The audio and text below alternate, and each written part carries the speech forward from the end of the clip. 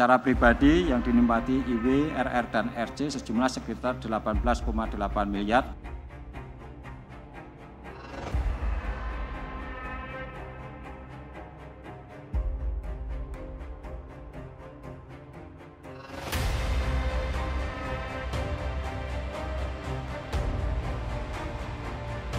Akibat perbuatan para tersangka mengakibatkan kerugian keuangan negara sejumlah sekitar 127,5 miliar.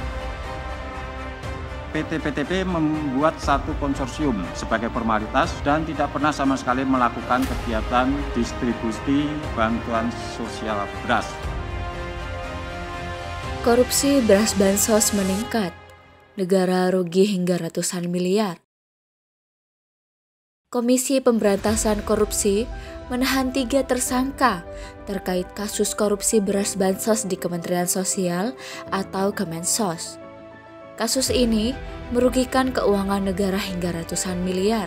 6 tersangka diterapkan tersangka dalam kasus ini. Para tersangka tersebut bernama Muhammad Kuncoro Wibowo, Budi Susanto, April Kurniawan, Ivo Wangkaren, Roni Ramdhani, dan Richard Cahyanto. Akibat perbuatan para tersangka mengakibatkan kerugian keuangan negara sejumlah sekitar 127,5 miliar. Hari ini KPK baru menahan tersangka Ivo, Roni, dan Richard.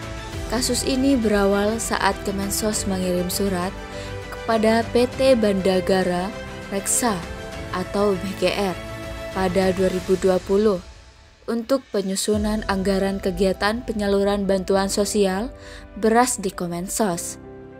Saat itu, PT BGR yang diwakili tersangka Budi Santoso menyanggupi perusahaan mampu mendistribusikan ke 19 provinsi.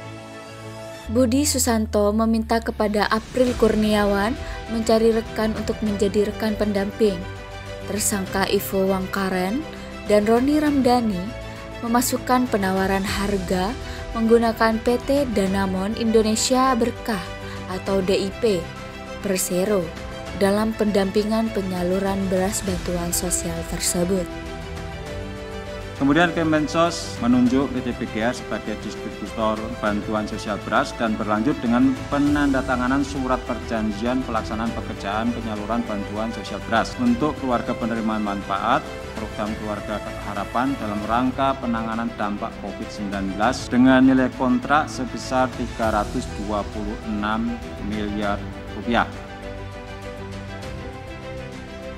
Alexander mengatakan bahwa tersangka April Kurniawan dan Budi Susanto secara sepihak lalu menunjukkan PT PTP milik tersangka Richard Cahyanto untuk sebagai rekan pendampingan menggantikan PT DIP Persero.